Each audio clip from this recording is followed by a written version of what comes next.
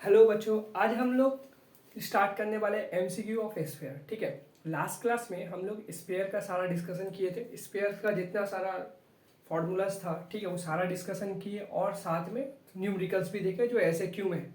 आज हम लोग का मेन टारगेट रहेगा एमसीक्यू करना, वो भी जो बोर्ड में आने वाला है। ठीक है, तो एमसीक्यू में क्या है, क्या बोला है, देखो, the ratio of radius of two sphere are 3:5, find the ratio of their volume. मतलब रेडियस का रेशियो तुम्हारे पास दे चुका है, तो हम लोग क्या लिखेंगे, R1:R2 इज इक्वल टू 3:5। ठीक है, R1:R2 क्या है, 3:5 है। क्लियर। अब हम लोग को किसका रेशियो मांग रहा है, बोल रहा है find the ratio of their volume. तो वॉल्यूम का रेशियो मांग रहा है, तो वॉल्यूम का रेशियो का फॉर्मूला V1/V2। तो V1 मतलब क्या होगा, 4/3 पाई R1 का क्यूब, 4/3 पाई R2 का क्यूब। ठीक है, ये दोनों कट गया। अब बताओ R1/R2 का वैल्यू कितना देके रखे हो, R1/R2 का वैल्यू है 3/5 का होल क्यूब। क्लियर है, तो इसका क्यूब कर दो तो 27/125। तो कौन सा ऑप्शन होगा, तो V1:V2 is equal to 27:125। That is a exact answer. तो इसमें से ऑप्शन कौन सा है, इसमें से ऑप्शन है बी। तो करेक्ट ऑप्शन क्या हो गया, बी। देखो क्या बोला है, the ratio of radius of two sphere. तो दो स्फीयर है जिसका रेडियस का रेशियो R1:R2 है, जो 3:1 है। तो V1/V2 का फॉर्मूला 4/3 पाई R1 का स्क्वायर, 4/3 पाई R2 का स्क्वायर। कैंसिलेशन किए तो R1/R2 का होल क्यूब, तो मतलब 3/5 का होल क्यूब हो गया। ठीक है, that is a answer. Next आते हैं, इसको जल्दी से कॉपी कर लो।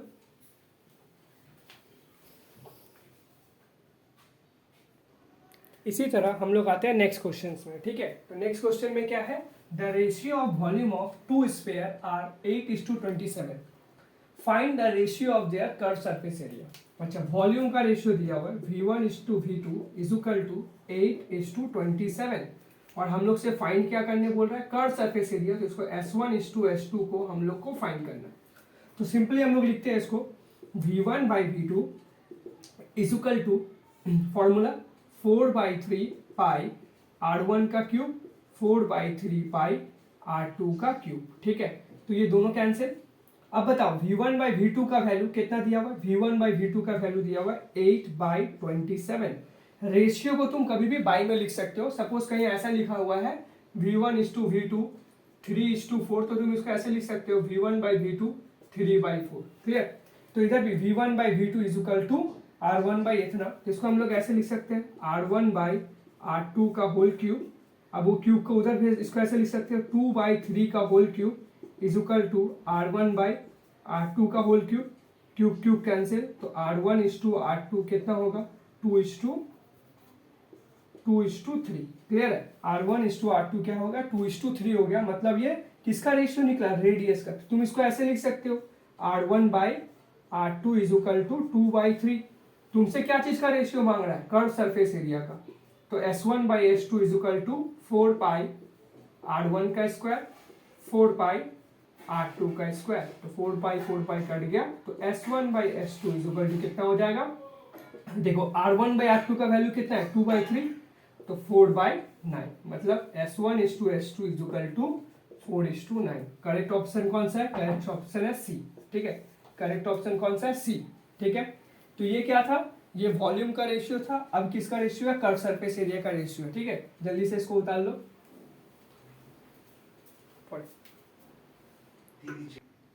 इसी तरह नेक्स्ट एमसीक्यू में भी हम लोग आते हैं। तो इधर देखो क्या बोला है, the radius of the sphere is double. ठीक है, अगर कोई रेडियस है, उसका स्फीयर को हम अगर डबल कर देते हैं, then what is the change of volume. तो उसका वॉल्यूम में क्या चेंजेस होगा। तो ठीक है, पहले क्या बोला, the radius of sphere is double, मतलब दो स्फीयर आ जाएगा, एक पहला और एक बाद में। तो फर्स्ट स्फीयर और ये सेकेंड स्फीयर। क्लियर। देखो फर्स्ट स्फीयर को अगर हम x ले लेते हैं तो वॉल्यूम से रिलेटेड है, तो वॉल्यूम का फॉर्मूला क्या होता है, 4/3 पाई R क्यूब। मतलब 4/3 पाई, R का वैल्यू कितना है, R का वैल्यू तुम्हारा है कितना था, हाँ R का वैल्यू x है, तो x cube. That is the initial volume. लेकिन बाद में क्या किया गया, बाद में बोल रहा है कि द वॉल्यूम इज डबल, मतलब जितना वॉल्यूम था ना उसको डबल कर दिया गया। तो ये x है तो कितना होगा 2x। अब बताओ v2 कितना होगा 4/3 पाई r का क्यूब मतलब 2x का क्यूब, तो 4/3 पाई मतलब 8x क्यूब। 8 को बाहर कर दो तो 8 4/3 पाई 8x क्यूब। ठीक है, कोई दिक्कत इधर तक? अब तो ये 8 को हम बाहर कर दिए तो ये क्या होगा 8 4/3 पाई एक्स क्यूब। तो इसका जो वैल्यू है, ठीक है, इसका जो वैल्यू है, इधर एक तो ऑप्शन छूट गया है, ये ऑप्शन है तुम्हारा 8 टाइम्स छूट गया, ठीक है, 8 टाइम्स वाला ऑप्शन छूट गया। तो ये 4/3 पाई इतना हो गया। 8 को हम बाहर कर दिए तो क्या हो गया, 8 को अगर तुम बाहर करोगे तो 4/3 पाई एक्स क्यूब। अब बताओ 4/3 पाई एक्स क्यूब, 4/3 पाई एक्स क्यूब का वैल्यू कितना है v1 है। तो ठीक है, मतलब v2 जो नया वॉल्यूम होगा वो 8 टाइम्स होगा इसका पहले वाला वॉल्यूम का। ठीक है, तो करेक्ट ऑप्शन है डी। क्लियर? पहला वाला जो वॉल्यूम है वो तो ये था, अब हम लोग को बोला कि रेडियस को डबल कर दिया गया, तो रेडियस को हम डबल किए तो ये रहा। ठीक है, तो इसमें क्या होगा, जो वॉल्यूम होगा वो 8 टाइम्स ज्यादा होगा इनिशियल वॉल्यूम का। ठीक है, तो इसको नोट डाउन कर लो जल्दी से।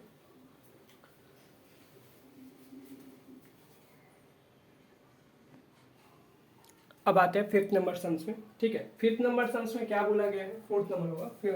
इस सम्स में क्या बोला गया है, बोला था radius of sphere is half, माने जो रेडियस है उसको हाफ कर दिया गया है। ठीक है, तो फिर फर्स्ट सेकेंड, तो फर्स्ट स्फीयर रेडियस है कितना x, तो उसको हाफ कर दिया गया है ना, तो सेकेंड में हो जाएगा। पहले इसका निकाल लेते हैं। तो हम लोग को कर्व सरफेस एरिया चाहिए, तो चुपचाप कर्व सरफेस एरिया निकालो। फॉर्मूला 4πr² मतलब 4π x का स्क्वायर। इसी तरह R2 में आ जाओ, क्या होगा, इसका रेडियस को हाफ कर दे रहा है मतलब x/2, तो कर्व सरफेस एरिया क्या होगा 4π x/2 का स्क्वायर, तो 4πx²/4। तो ये 1/4 को बाहर कर दो तो बचेगा क्या 4πx²। ये 4πx² को तुम क्या बोलते हो, अगर तुम इसको s1 ले लेते हो और इसको अगर s2 ले लेते हो तो s2 = 1/4। ये वैल्यू को तुम क्या बोल रहे थे, s1 बोल रहे थे ना, तो इसके जगह बैठा दो। इसका मतलब क्या है, इसका मतलब है कि सेकेंड वाला जो स्फीयर होगा वो 1/4 होगा किसका, फर्स्ट स्फीयर का। तो इधर क्या है 1/4 मेरा आंसर। ठीक है, कोई दिक्कत? इसमें क्या बोला गया है कि रेडियस जो भी था है, लेकिन उसका रेडियस को हाफ कर दिया गया, तो x/2। तो इधर कर्व सरफेस एरिया का फॉर्मूला 4πr² और इधर कर्व सरफेस का एरिया क्या होगा 4πx/2 का होल स्क्वायर। सॉल्व किए तो 1/4 को बाहर कर दिए तो क्या होगा 4πx²। अब ये 4πx² को हम लोग क्या बोल रहे थे s1, तो इसके जगह हम s1 बैठा दिए, तो हो गया कितना हो गया ऑप्शन 1/4 हो गया। ठीक है, चलो जल्दी से इसको नोट डाउन कर लो।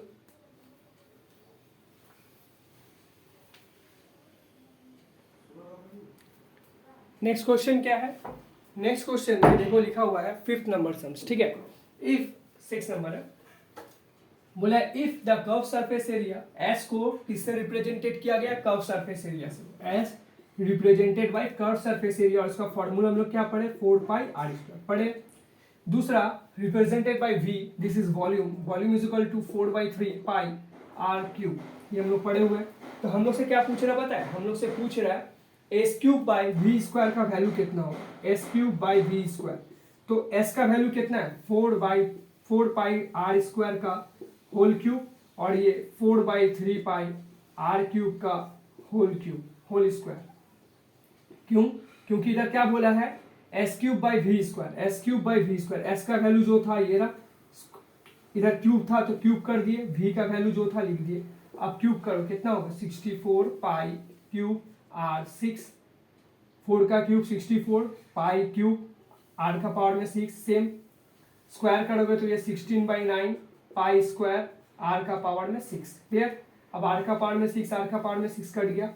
अब 64 ये काट दो तो ये हो गया पाई, 64 पाई इंटू रिवर्स करोगे तो 9/16, तो 36 पाई। कितना हुआ 36 पाई, ये ऑप्शन 36 पाई ऑप्शन। ठीक है, सिंपल सा सम था, बस फॉर्मूला का खेल है। ठीक है, S is equal to curve surface area and V is equal to volume of the sphere, find इतना।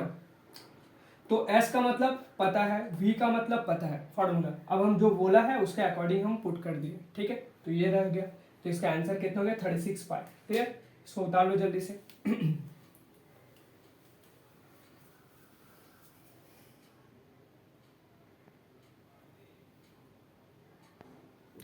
देखो ये सम्स बहुत ही इंपॉर्टेंट है, ये मैक्सिमम टाइम पूछा जाता है, ठीक है।